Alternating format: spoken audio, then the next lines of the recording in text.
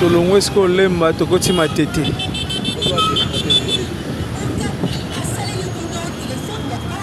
Osko tokoti matete.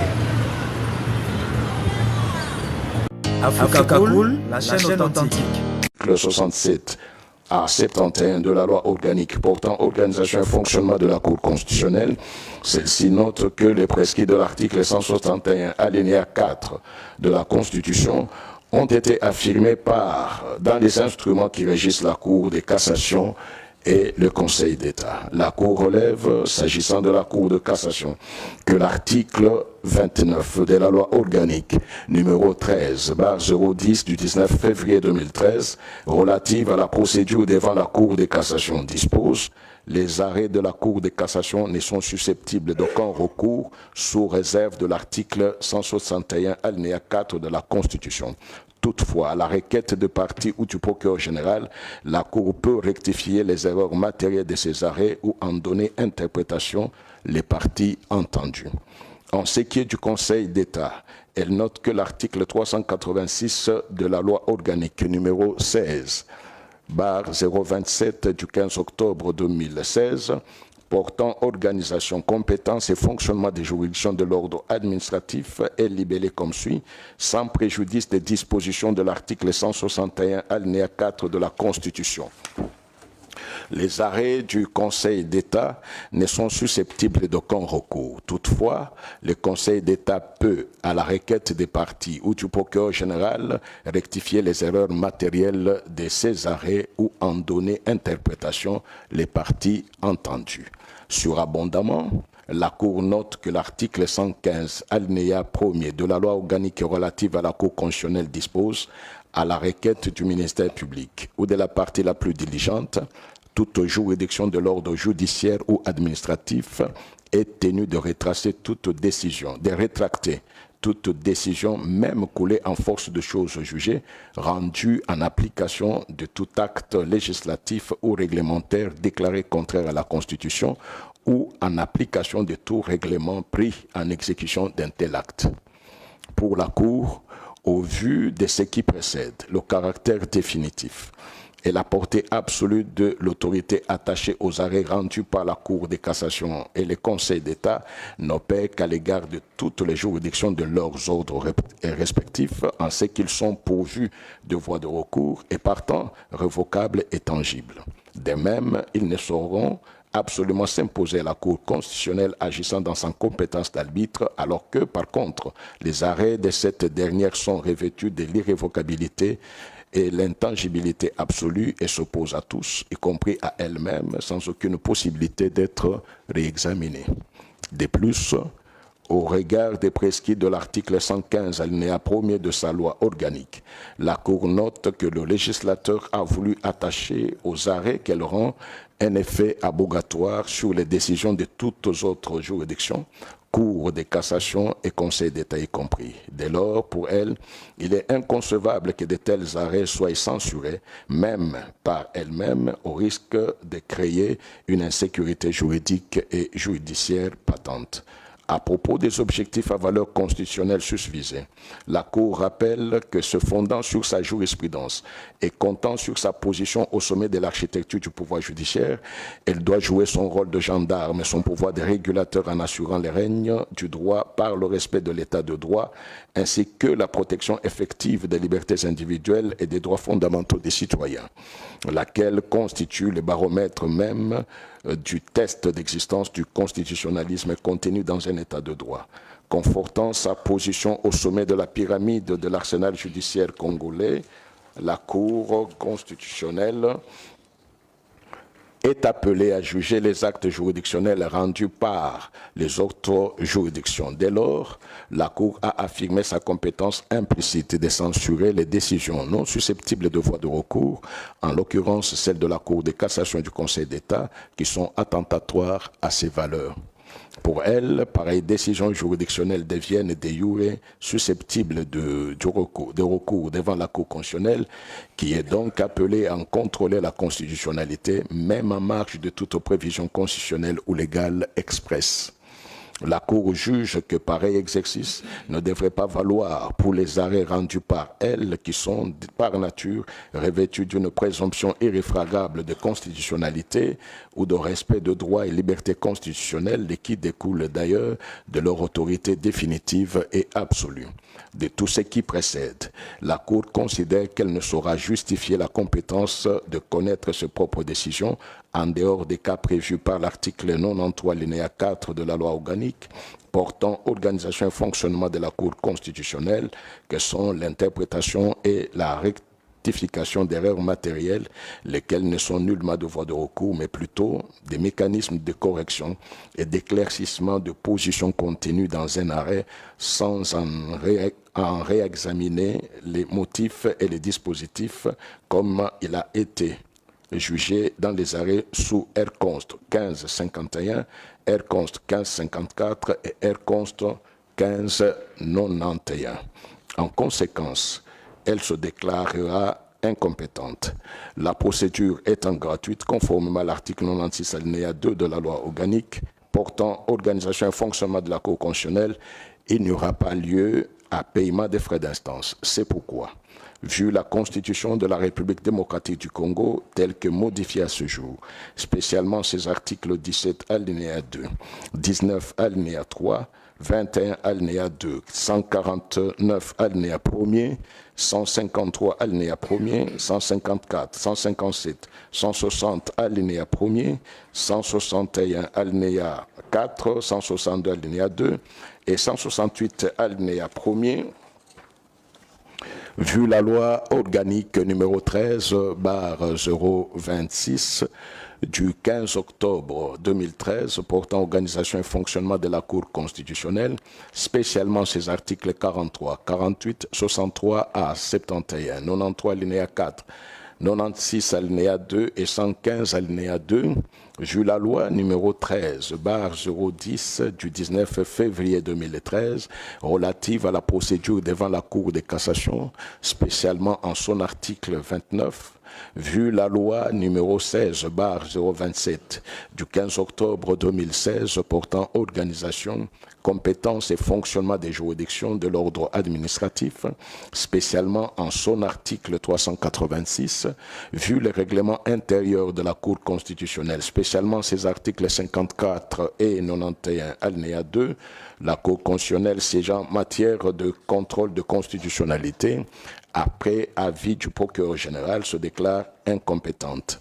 Dit qu'il n'y a pas lieu à paiement des frais d'instance, dit que le présent arrêt sera notifié au requérant, au président de la République, au président de l'Assemblée nationale, au président du Sénat ainsi qu'à la Première ministre, dit en outre qu'il sera publié au journal officiel de la République démocratique du Congo et au bulletin des arrêts de la Cour constitutionnelle. La Cour a ainsi délibéré statué en son audience publique de ce jour à laquelle a siégé la présente composition.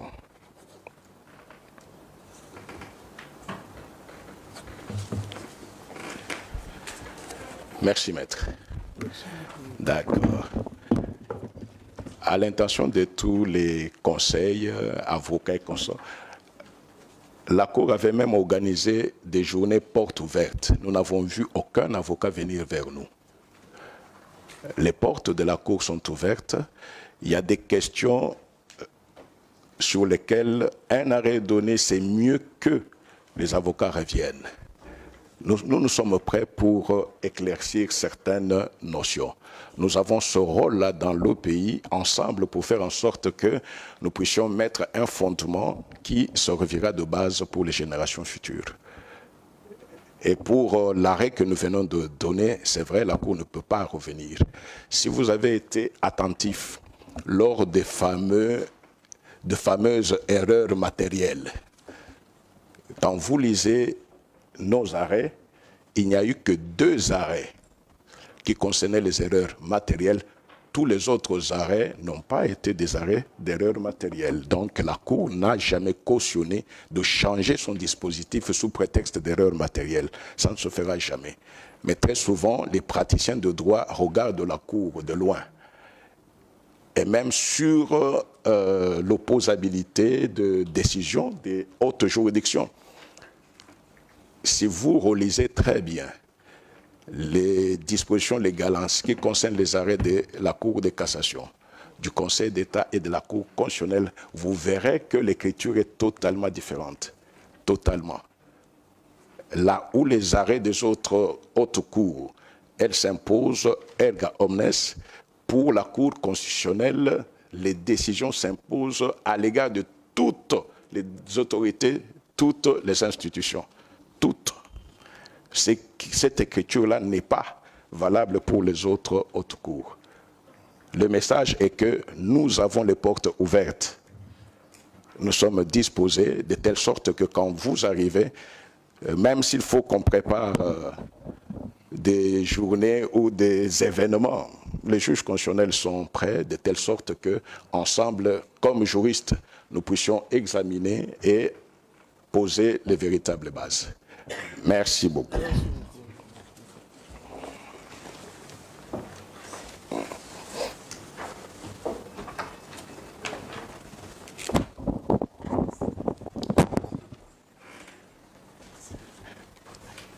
Le premier là, il est où? Ah, le premier, hein? Ah oui, c'est le premier, il était bloqué un peu, parce que c'est lui qui lisait.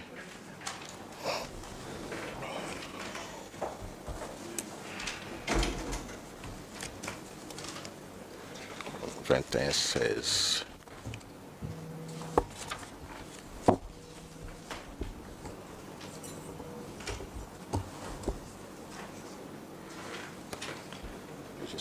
Oui, je suis encore à l'audience. Dès que je finis, je te fais signe. Non, mais la cause de la problème est atteinte.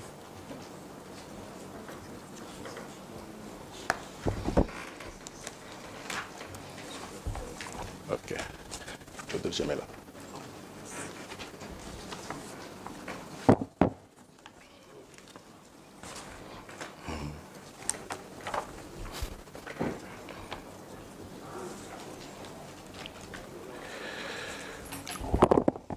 R. Const 21-16. Requête de M. Baemouke Ndole, Olivier. Apparemment, il n'y a aucune partie. Monsieur le procureur, vous avez la parole pour votre avis. Merci beaucoup, Monsieur le Président, pour la parole nous accordée. Monsieur le Président, honorable membre de la composition, l'avis est entièrement rédigé et nous le donnons sur dispositif ainsi concis. Par ces motifs, plaise à la Cour constitutionnelle de se déclarer incompétente, dire qu'il n'y a pas lieu à paiement de frais d'instance. Nous avons dit, Monsieur le Président. La Cour vous remercie, elle clôt le débat, prend la cause en délibéré et rend son arrêt sur dispositif.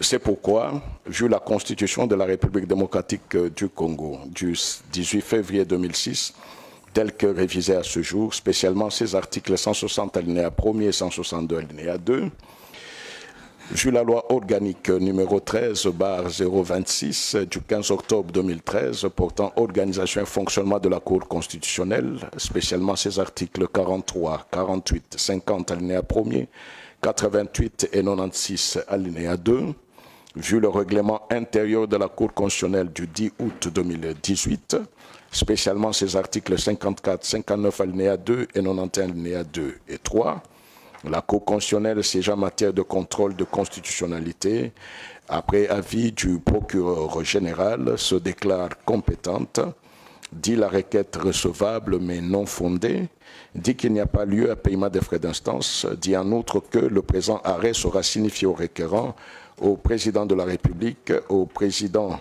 de l'Assemblée nationale, au président du Sénat, à la Première ministre, ainsi et qu'il sera publié au journal officiel de la République démocratique du Congo, ainsi qu'au bulletin des arrêts de la Cour constitutionnelle.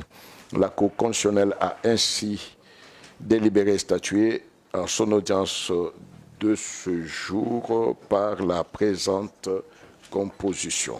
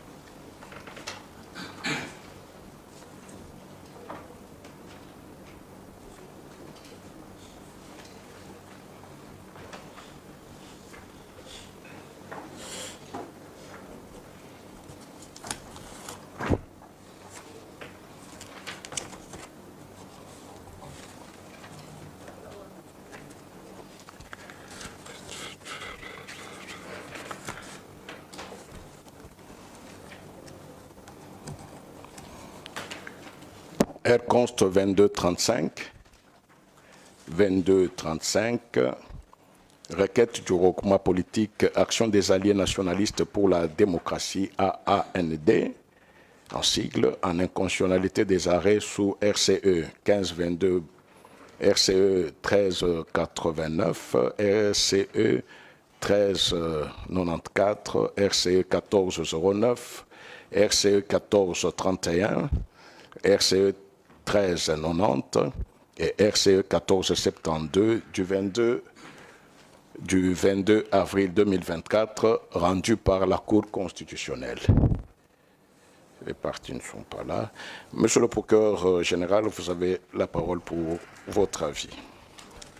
Merci beaucoup, Monsieur le Président, pour la parole nous accordée. Monsieur le Président, honorables membres de la composition, l'avis est entièrement rédigé. Nous les donnons sur dispositif ainsi concis. Par ces motifs, plaise à la Cour constitutionnelle de se déclarer incompétente, dire qu'il n'y a pas lié à paiement des frais d'instance. Nous avons dit, Monsieur le Président. La Cour vous remercie. Elle clôt les débats, prend la cause en délibéré et rend son arrêt sur dispositif. C'est pourquoi, vu la Constitution de la République démocratique du Congo, vu la loi organique du 15 octobre 2013, vu la loi numéro 13/010 du 19 février 2013 relative à la procédure devant la Cour de cassation, spécialement son article 29, vu la loi numéro 16/027 du 15 octobre 2016 portant organisation, compétences et fonctionnement des juridictions de l'ordre administratif, spécialement en son article 386, vu le règlement intérieur de la Cour constitutionnelle, spécialement en ses articles 54 et 91 alinéa 2, la Cour constitutionnelle siégeant en matière de contrôle de constitutionnalité, après avis du procureur général, se déclare incompétente, dit qu'il n'y a pas lieu à paiement des frais d'instance, dit que le présent arrêt sera notifié au requérant, au président de la République, au président de l'Assemblée nationale, au président du Sénat ainsi qu'à la Première ministre. Dit en outre qu'il sera publié au journal officiel de la République démocratique du Congo ainsi qu'au bulletin des arrêts de la Cour constitutionnelle. La Cour a ainsi délibéré et statué à l'audience publique de ce jour par la présente composition.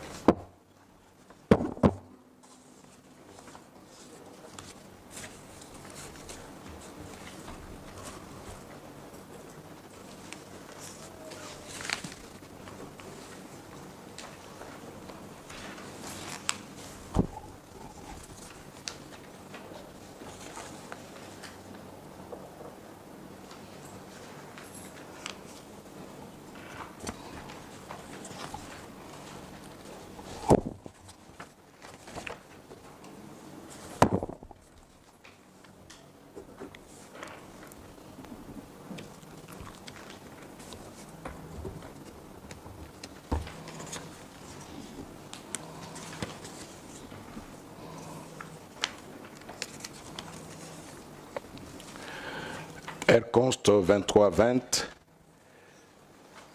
Elle conste 23-20. Exception d'inconstitutionnalité soulevée par M. Assindo Moïse et consorts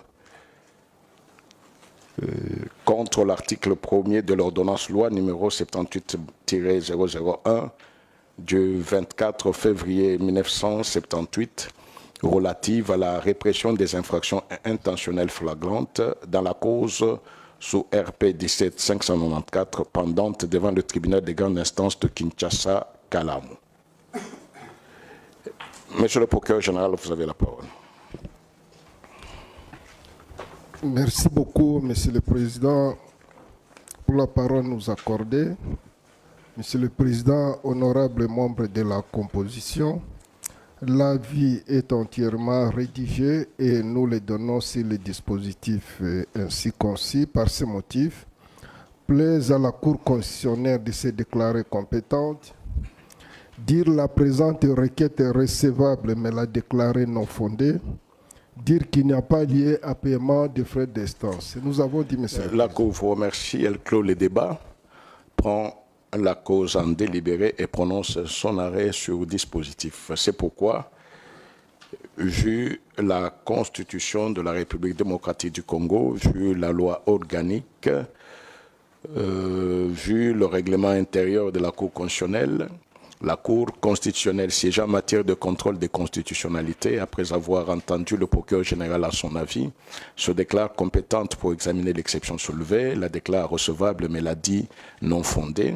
ordonne au tribunal de grande instance de Kinshasa-Kalamu de poursuivre l'instruction de la cause sous RP 17594, dit qu'il n'y a pas lieu à paiement des frais d'instance, dit que le présent arrêt sera signifié aux parties dans la cause sous RP 17594 au tribunal de grande instance de Kinshasa-Kalamu, au président de la République, au président de l'Assemblée nationale, au président du Sénat ainsi qu'à la Première ministre, dit en outre qu'il sera publié au journal officiel de la République démocratique du Congo et au bulletin des arrêts de la Cour constitutionnelle.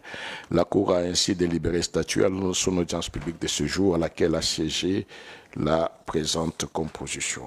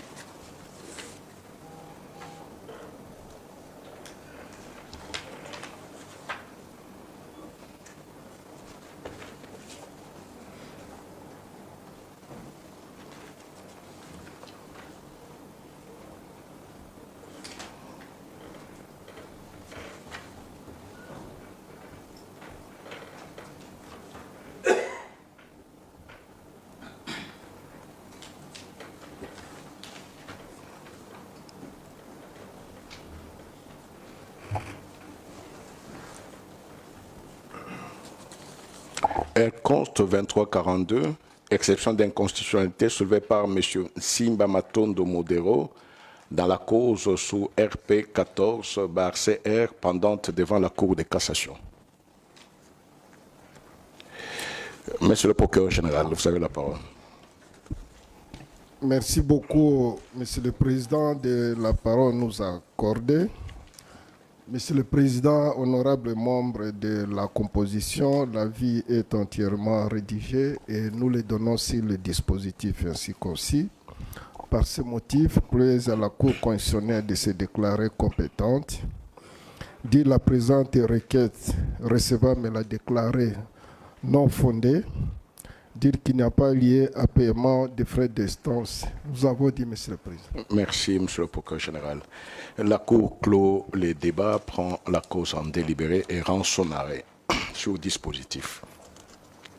C'est pourquoi, vu la Constitution, vu la loi organique portant organisation et fonctionnement de la Cour constitutionnelle, vu le règlement intérieur de la Cour constitutionnelle, la Cour constitutionnelle siégeant en matière de contrôle des constitutionnalités, après avis du procureur général, se déclare compétente, dit l'exception d'inconstitutionnalité irrecevable, ordonne la poursuite de l'examen de la cause sous RP 14/CR pendante devant la Cour de cassation, dit qu'il n'y a pas lieu à paiement des frais d'instance, dit que le présent arrêt sera notifié aux parties dans la cause sous RP 14/CR pendante devant la Cour de cassation et à cette juridiction, au président de la République, au président de l'Assemblée nationale, au président du Sénat ainsi qu'à la Première ministre.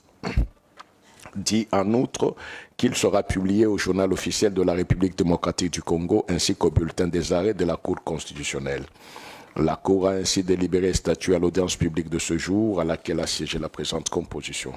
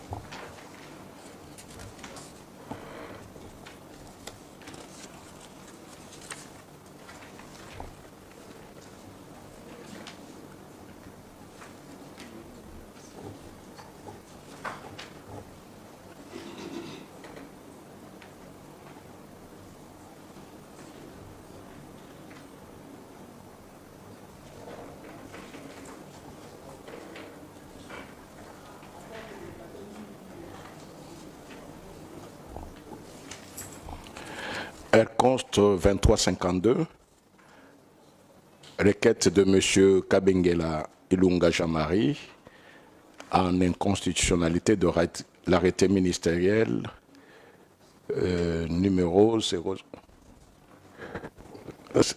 C'était réservé, hein? Mais pourquoi on a mis ça?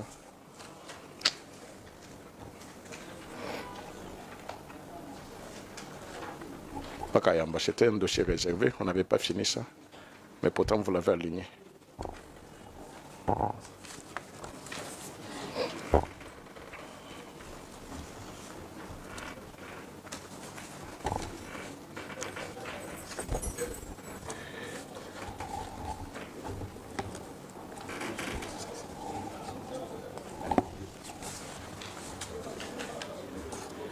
Ah non, j'ai pris le dossier. Ah oui. Mais pourquoi le maître, c'est ça? Ok.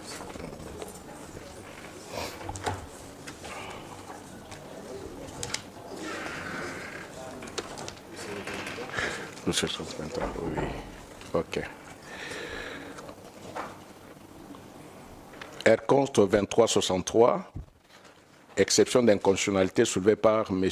Baraka Maringa, Gloire et Lomangue Yves contre l'article 1er de l'ordonnance loi numéro 78001 du 24 février 1978.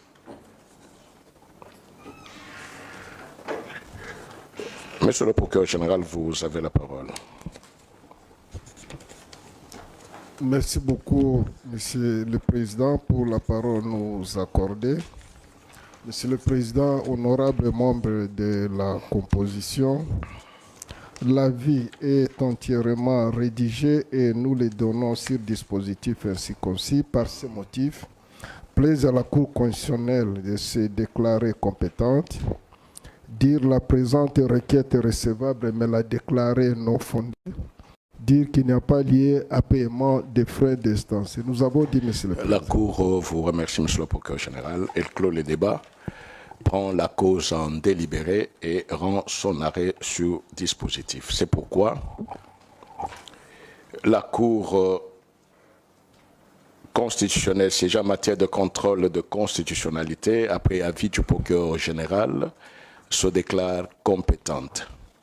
Dit recevable mais non fondée, l'exception d'inconstitutionnalité soulevée par M. Baraka Maringa Gloire et Lomangue Yves devant le tribunal de paix de Kinshasa Lemba dans la cause sous RP 23780. Ordonne au tribunal de paix de Kinshasa Lemba d'en poursuivre l'examen. Dit qu'il n'y a pas lieu à paiement des frais d'instance. Dit que le présent arrêt sera notifié aux parties dans la cause sous RP 23780 au tribunal de paix de Kinshasa Lemba, au président de la République, au président de l'Assemblée nationale, au président du Sénat ainsi qu'à la première ministre. Dit en outre qu'il sera publié au journal officiel de la République démocratique du Congo et au bulletin des arrêts de la Cour constitutionnelle. La Cour a ainsi délibéré statuer en son audience publique de ce jour à laquelle a siégé la présente composition.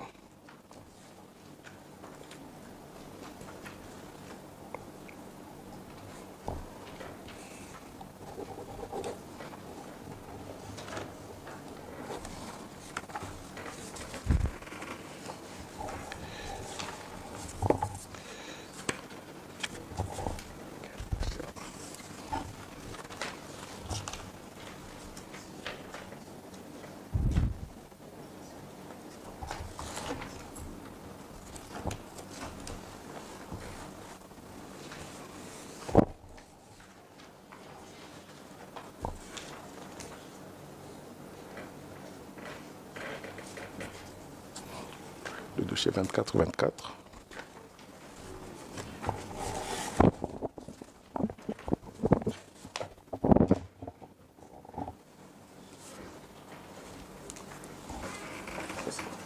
Hein? Je sais pas le dossier.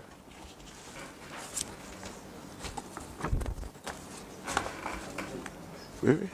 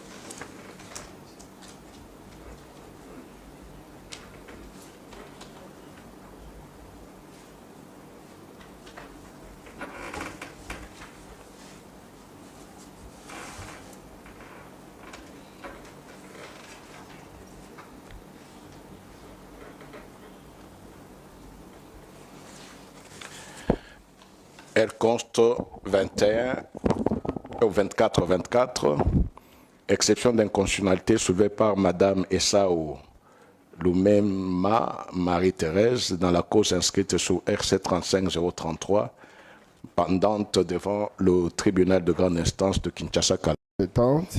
Dit la présente requête est recevable, mais la déclarée non fondée.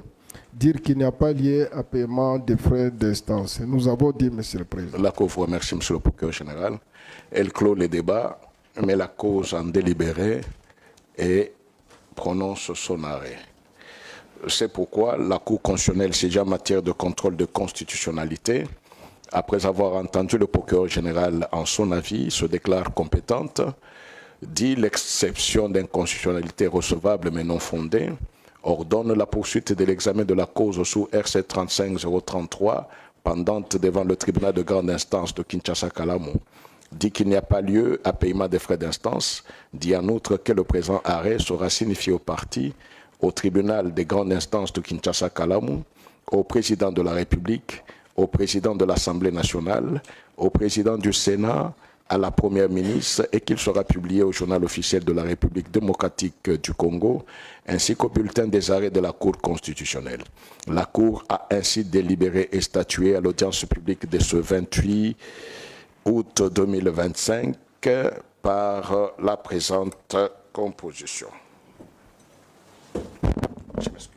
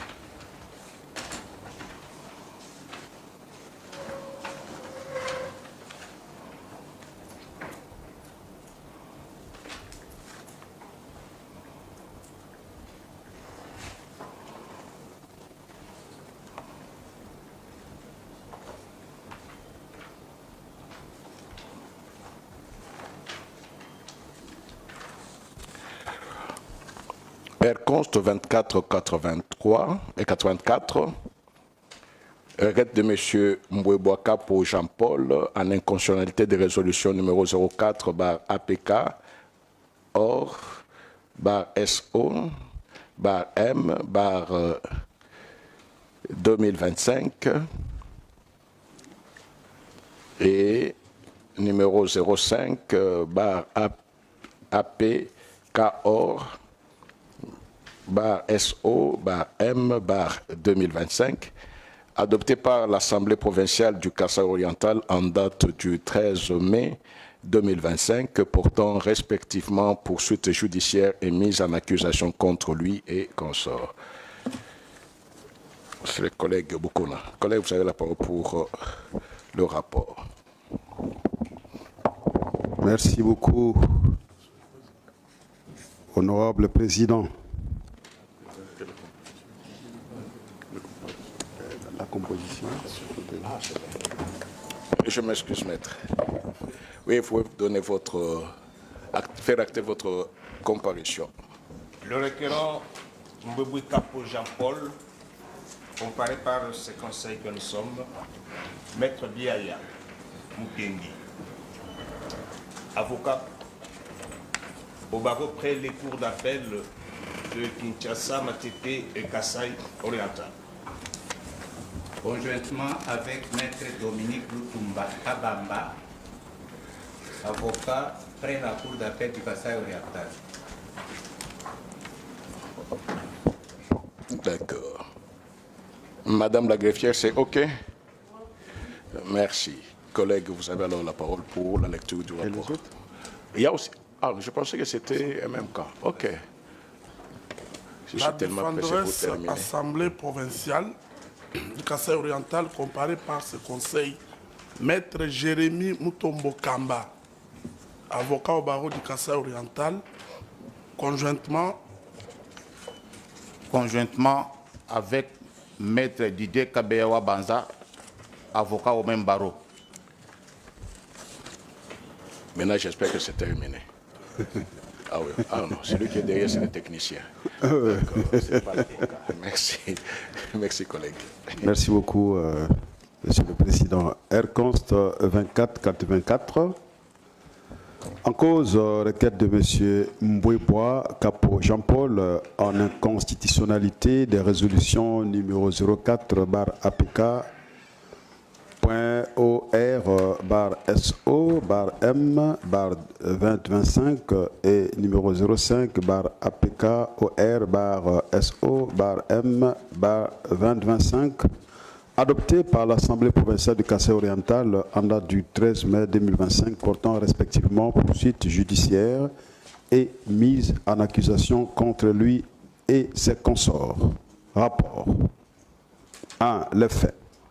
Par requête du 15 mai 2025, signé par l'avocat Biaya Mukendi José et déposé au greffe de la Cour constitutionnelle à la même date, compte récépissé enrôlé sous Airconst 2484, M. Mbouébois Capo Jean-Paul, gouverneur de la province du Kasaï oriental, a saisi la Cour en inconstitutionnalité des résolutions numéro 04/APK-OR /SO/M/2025 et numéro 05/APK-OR/SO/M/2025 adopté par l'Assemblée provinciale du Kasaï oriental en date du 13 mai 2025, portant respectivement poursuite judiciaire et mise en accusation contre lui et consorts.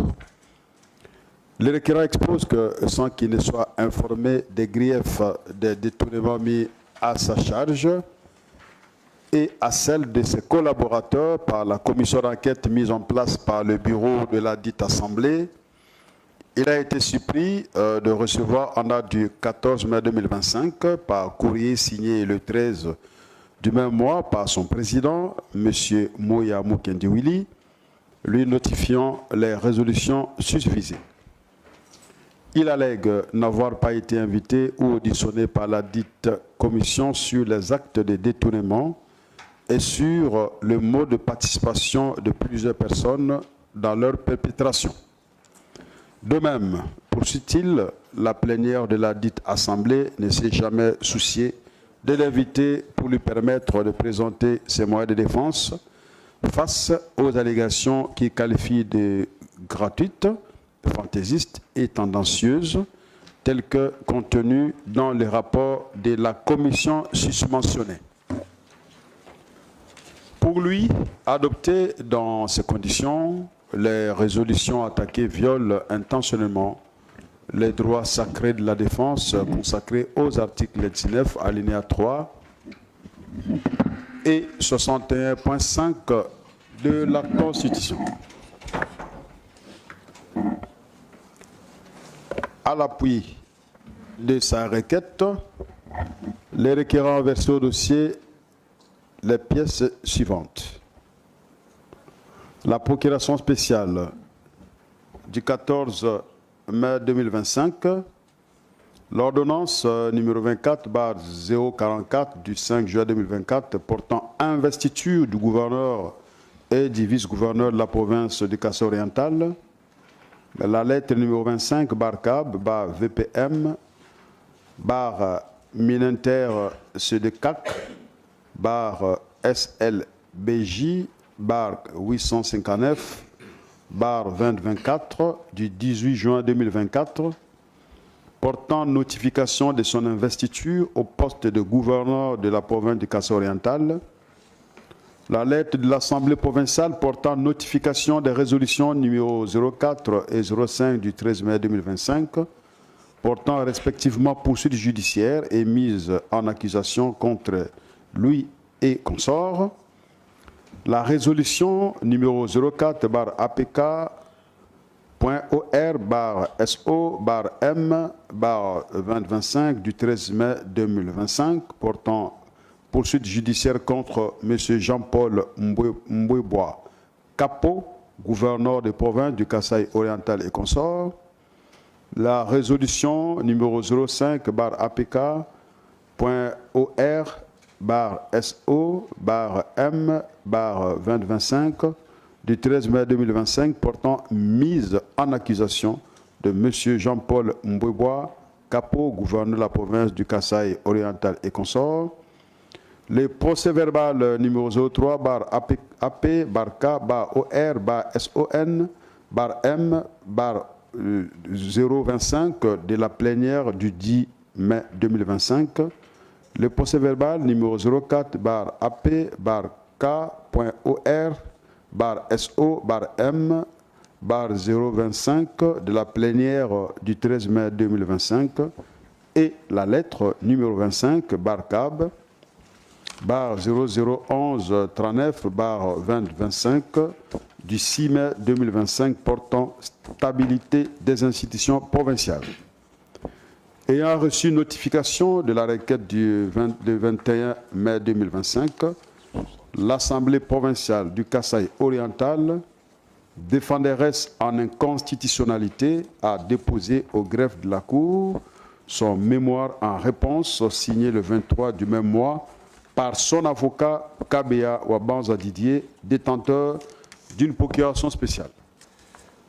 Réagissant à la version des faits présentée par le requérant, la défenderesse en inconstitutionnalité relève que durant les vacances parlementaires du mois de janvier 2025, une rumeur persistante qui s'était répandue au sein de la province du Kasaï oriental, selon laquelle une subvention d'un montant de 3 millions de dollars américains allouée à la province pour la mise en œuvre de projets à impact visible aurait été perçue et détournée par le requérant.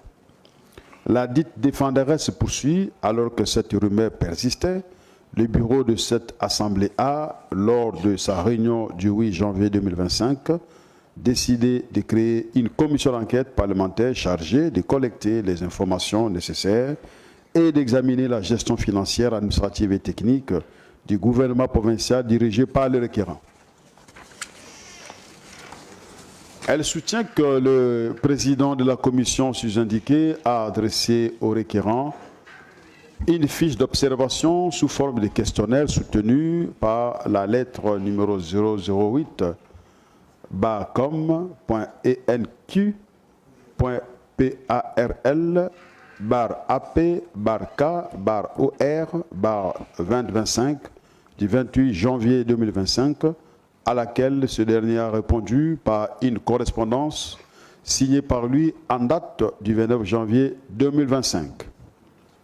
Pour la défenderesse en inconstitutionnalité, cette correspondance en réponse du requérant constitue la preuve irréfutable qu'il a eu l'occasion de présenter ses moyens de défense dans cette procédure d'enquête.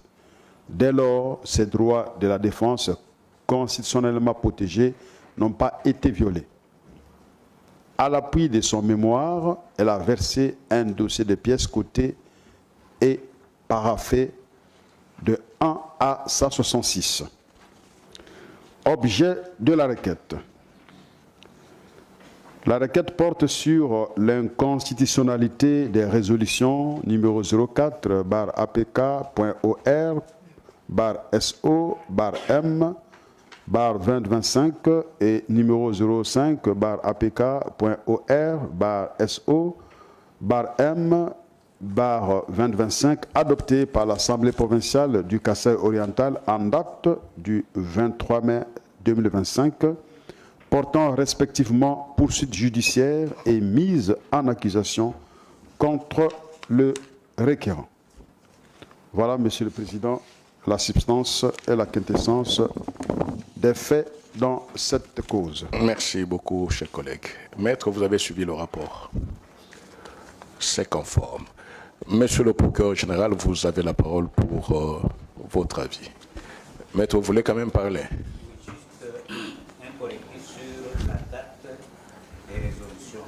C'est le 13 et non le 23. Il n'y a pas de problème. C'est le 13 mai, oui. Le 13 mai 2025. Oui, c'est bien ça. C'est bien ça qui est. C'est ce qui est écrit, c'est ce qu'il a dit. C'est ce qui a été lu. Monsieur le procureur général. Merci beaucoup, Monsieur le Président. Monsieur le Président, honorables membres de la composition, l'avis est entièrement rédigé et nous le donnons sur dispositif ainsi concis. Par ce motif, plaise à la Cour constitutionnelle se déclarer compétente, dire recevable la présente requête mais la déclarer non fondée, dire qu'il n'y a pas lié à paiement des frais d'instance. Nous avons dit, Monsieur le Président. La Cour vous remercie, Monsieur le procureur général. La Cour clôt les débats, mais la cause en délibéré et rend son arrêt. Nous sautons toute la partie qui a été lue dans le rapport. Nous commençons la page 3. Examinant sa compétence, la Cour note qu'il résulte des dispositions des articles 160 alinéa 1er et 162 alinéa 2 de la Constitution, 43 et 48 de la loi organique numéro 13/026 du 15 octobre 2013 portant organisation et fonctionnement de la Cour constitutionnelle. Elle est chargée du contrôle des constitutionnalités des traités et accords internationaux, des lois, des actes ayant force de loi, des édits, des règlements intérieurs des chambres parlementaires, du Congrès et des institutions d'appui à la démocratie ainsi que des actes réglementaires. En l'espèce, elle constate que le requérant soumet à son contrôle les résolutions numéro 04/APK-OR/SO/M/2025 et numéro 5/APK-OR/SO/M/2025 adopté par l'Assemblée provinciale du Kasaï oriental en date du 13 mai 2025, portant respectivement poursuites judiciaires et mise en accusation contre lui et consorts, qui ne sont ni des actes législatifs, ni des actes réglementaires, mais plutôt des actes d'assemblée qui ne rentrent pas dans la nomenclature des actes de compétence de la Cour.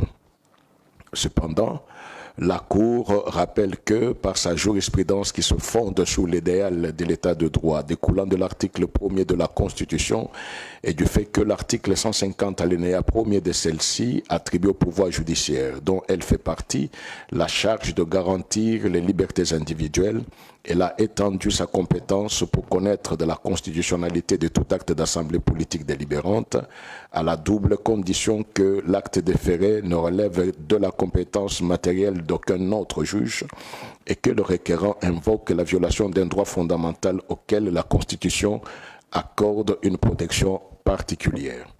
Dans le cas sous examen, s'agissant de la première condition, la Cour note que ces actes ne relèvent de la compétence matérielle d'aucune juridiction, prouvant ainsi l'indisponibilité de voies de recours en leur encontre.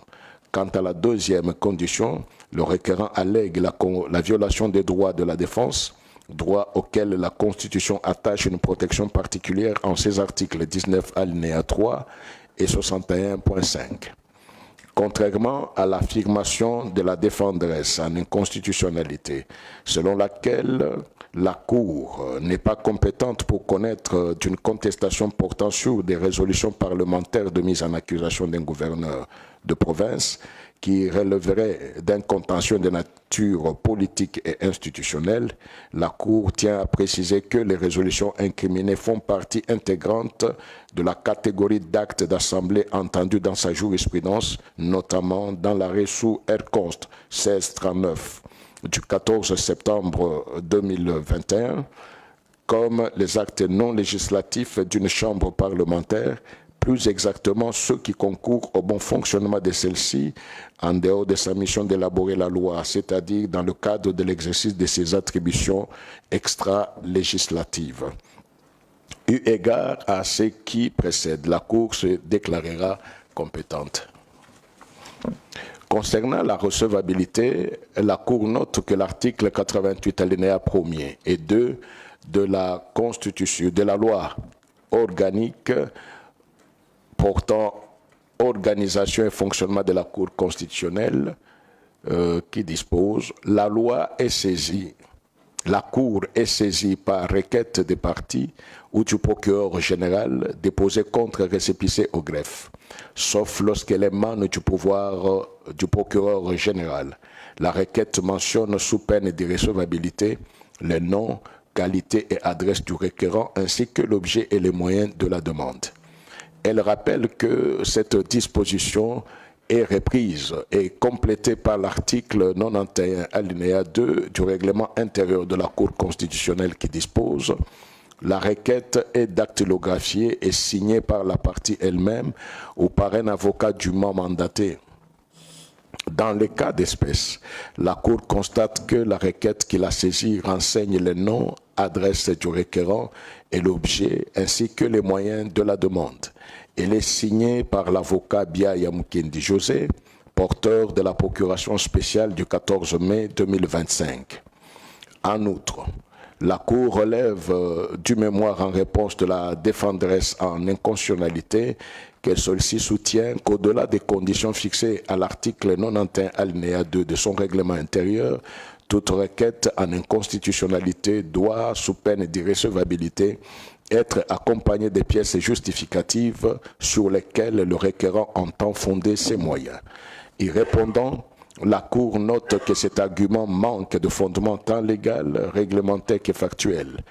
En effet, aucun texte juridique ne pose une telle condition sous peine d'irrecevabilité et qu'au regard du dossier de la cause sous examen, un inventaire des pièces signé par l'avocat Biaya Mukendi José a été déposé au greffe de la Cour en la même date que la présente requête. En conséquence, la Cour dira cette requête recevable. Examinant le fond de la cause, la Cour constate que le requérant fonde sa requête sur deux moyens. Le premier moyen est tiré de la violation des droits de la défense consacrés aux articles 19 alinéa 3 et 61.5 de la Constitution, en ce que les résolutions attaquées ont été adoptées à la suite des procédures d'enquête en commission et des votes en plénière lors desquels le requérant a été empêché de présenter ses moyens de défense sur les greffes mis à sa charge. Le second moyen est quant à lui relatif à la violation de l'arrêt R-Const 2245 rendu par la Cour constitutionnelle en date du 31 mai 2024 en matière de contrôle de conformité à la Constitution du règlement intérieur de l'Assemblée provinciale du Kasaï-Oriental, en ce que cet arrêt impose la lecture des articles dont l'article 192 du dit règlement intérieur en harmonie avec le respect des droits de la défense garantis par les articles 19 alinéa 3 et 61.5 de la Constitution. La Cour indique qu'elle n'examinera pas le second moyen en ce qu'elle n'a pas reçu pouvoir d'examiner la conformité des actes d'assemblée en ses propres arrêts ou de contrôler la violation de ceux-ci. À cet effet, elle n'examinera que le premier moyen pris en la violation des articles 19 alinéa 3 et 61.5 de la Constitution. Abordant ces moyens, la Cour le dira fondé. En effet, elle note que les articles 19 alinéa 3 et 61.5 de la Constitution disposent respectivement ce qui suit. Le droit de la défense est organisé et garanti. 2. En aucun cas, et même lorsque l'état de siège ou l'état d'urgence aura été proclamé conformément aux articles 85 et 86 de la présente Constitution, il ne peut être dérogé aux droits et principes fondamentaux énumérés ci-après. 5. Le droit de la défense et le droit de recours. La Cour relève que la défenderesse en inconstitutionnalité estime n'avoir pas enfreint aux dispositions constitutionnelles précitées, en ce que le requérant avait présenté ses moyens de défense par écrit dans sa correspondance en réponse à la commission d'enquête du 29 janvier 2025. Pour l'Assemblée provinciale du Kasaï-Oriental, l'exercice de droit de la défense n'est pas soumis à une modalité précise car aucune disposition légale ou réglementaire n'exige que l'audition se fasse exclusivement en présence physique ou dans le cadre d'une plénière. À cet effet, la Cour rappelle sa jurisprudence abondante dans laquelle elle a fait observer que le droit de la défense comporte essentiellement trois composantes indissociables. D'abord, le droit pour la personne mise en cause d'être dûment informée qu'une procédure pouvant aboutir à une sanction est engagée contre elle et de recevoir communication des griefs mis à sa charge. Ensuite, le droit de disposer d'un laps de temps nécessaire pour préparer sa défense. Et enfin, le droit d'être mis dans les dispositions de présenter effectivement sa défense. Pour elle, l'effectivité de l'exercice et du respect des droits de la défense est soumise à la réunion de ces conditions générales et abstraites. Il n'appartient donc pas à la défenderesse en inconstitutionnalité ou à toute autre autorité sanctionnatrice de définir l'étendue et les limites de l'exercice du droit de la défense au risque de promouvoir l'arbitraire dans son chef. En l'espèce, la Cour constate qu'aucune pièce du dossier n'est à même de lui permettre de conclure à l'observation de ces trois exigences par l'Assemblée provinciale du Kasaï oriental dans l'adoption des résolutions incriminées. En ce qui est de la première condition, la Cour fait remarquer que celle-ci n'est pas observée. En effet, pour elle, la fiche d'observation transmise au requérant par la commission d'enquête n'avait pas une portée informative concernant un quelconque grief lui reproché sur des faits précis, mais elle avait plutôt la nature d'une simple demande d'information d'ordre général. Dès lors, la Cour relève que, quand bien même le requérant avait répondu aux questions de la commission d'enquête, le bureau de l'Assemblée provinciale susvisée était dans l'obligation d'informer les requérants des conclusions de l'enquête assorties des griefs de détournement qui ont été établis à sa charge. En outre, précise-t-elle, il devait notifier au requérant que la procédure tendant à l'autorisation de poursuite judiciaire contre lui et sa mise en accusation par l'Assemblée plénière, l'autorité des sanctions en l'occurrence était engagée en son encontre ainsi que la date fixée pour en débattre. Quant à la deuxième condition, la Cour fait observer qu'elle relève même de l'idée d'un procès équitable et constitue l'un des critères fondamentaux d'un État de droit. À cet effet, le délai entre la notification des faits imputés à une personne et la comparution de celle-ci pour débattre de la question devant les juges ou l'autorité doit être raisonnable, c'est-à-dire ni trop long ni trop court, et devra au surplus mettre la personne concernée en mesure d'organiser sa défense afin de la présenter utilement. Elle rappelle à cet effet sa jurisprudence dans laquelle il a été jugé que le délai minimum de 48 heures doit être respecté conformément à l'article 146 alinéa 3 de la Constitution avant tout débat ou un quelconque vote tendant à une sanction ou privation de droit. Pour la Cour, il se dégage de l'esprit de la disposition constitutionnelle susvisée, le principe à valeur constitutionnelle de sécurité juridique selon lequel le délai minimum pré-rappelé doit être respecté dans toutes les procédures pouvant amener à une condamnation ou à une sanction, ce y compris dans les procédures parlementaires. En l'espèce, la Cour constate que cette condition n'est pas remplie, en ce que, outre le fait que le requérant n'a pas été informé des conclusions de l'enquête l'incriminant, aucun délai ne lui a été accordé par la défenderesse en inconstitutionnalité afin de préparer sa défense dans la procédure ayant conduit à l'autorisation de poursuite contre lui et à sa mise en examen. Pour la Cour, la défenderesse en inconstitutionnalité aurait dû prendre en compte la gravité des faits pénaux reprochés au requérant en notifiant et en lui accordant un délai raisonnable pour répondre au risque de piétiner le sacro-saint droit de la défense. S'agissant de la troisième condition, celle relative au droit d'être mis dans les dispositions de présenter effectivement sa défense, la Cour note que celle-ci voudrait que la personne sur laquelle pèse un risque de sanction ait la possibilité de présenter effectivement ses observations écrites ou orales dans la procédure engagée contre elle, soit par elle-même ou par le biais d'un défenseur de son choix. Pour la Cour, dans les cas sous examen, le requérant était mis dans l'impossibilité de présenter effectivement ce moyen de défense, en ce que, faute de la réunion des deux premières conditions, ni lui ni ses conseils n'ont jamais été entendus par l'Assemblée plénière sur les griefs retenus contre lui avant l'adoption des résolutions incriminées. La Cour relève en outre qu'il n'existe aucun fondement constitutionnel, légal ou réglementaire permettant d'établir l'existence d'une quelconque spécificité dans la perception de droits de la défense en matière de mise en accusation comme le prétend l'Assemblée provinciale du Kasaï oriental dans son mémoire. La Cour indique à cet effet que, contrairement à ce que soutient la défenderesse en inconstitutionnalité, les modalités tendant au respect des droits de la défense sont applicables dans l'adoption de toute forme d'acte d'assemblée, que ce soit ceux portant sur la mise en accusation des personnes déterminées ou ceux relatifs aux procédures de motion de censure ou de défiance, ou encore de toute autre procédure parlementaire non législative aboutissant à une sanction quelconque ou à une privation de droit.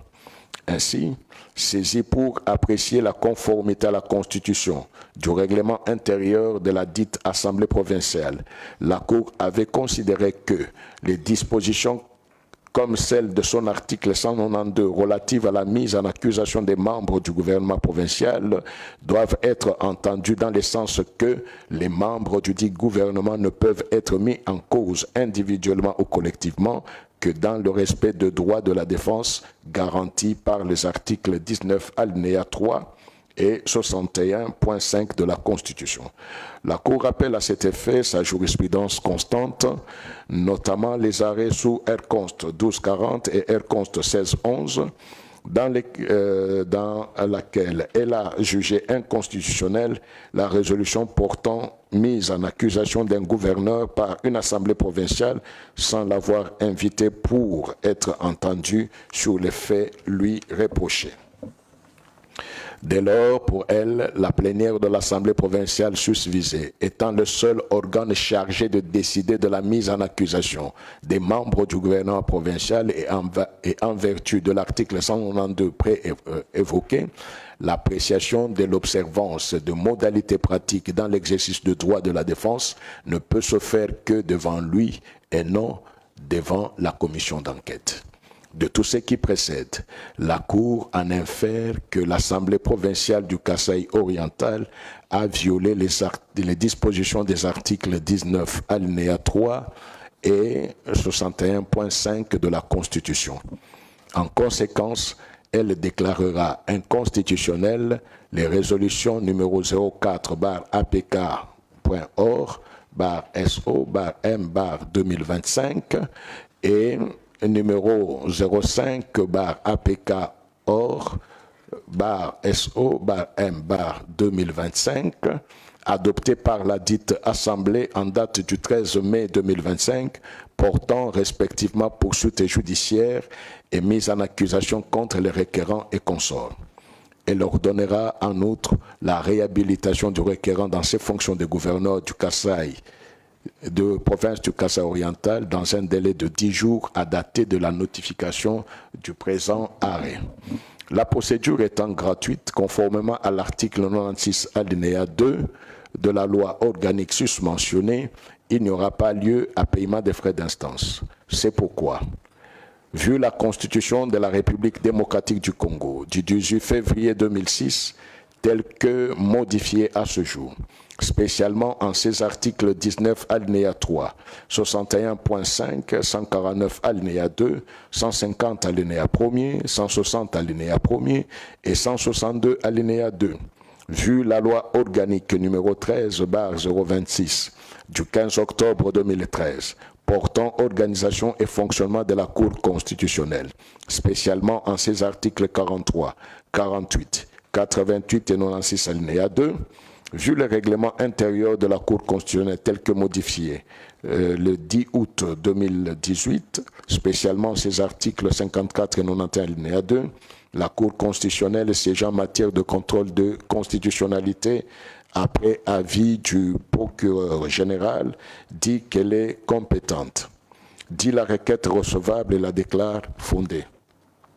dit par conséquent inconstitutionnel les résolutions numéro 04 APK OR SO M 2025 et numéro 05 APK OR SO M 2025 adopté par l'Assemblée provinciale du Kasaï oriental en date du 13 mai 2025 portant respectivement poursuites judiciaires et mise en accusation contre les requérants et consorts. Ordonne en outre la réhabilitation du requérant dans ses fonctions de gouverneur de province du Kasaï oriental dans un délai de 10 jours à dater de la notification du présent arrêt. Dit qu'il n'y a pas lieu à paiement des frais d'instance. Dit que le présent arrêt sera notifié au requérant, à l'Assemblée provinciale du Kasaï oriental, au président de la République, au président de l'Assemblée nationale et au président du Sénat ainsi qu'à la Première ministre, dit en outre qu'il sera publié au journal officiel de la République démocratique du Congo ainsi qu'au bulletin des arrêts de la Cour constitutionnelle. La Cour a ainsi délibéré et statué en son audience publique de ce jour à laquelle a siégé la présente composition.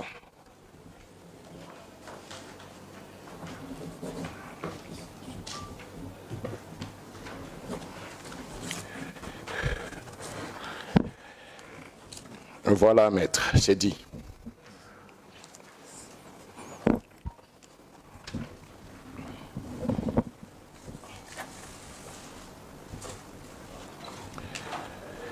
Enfin.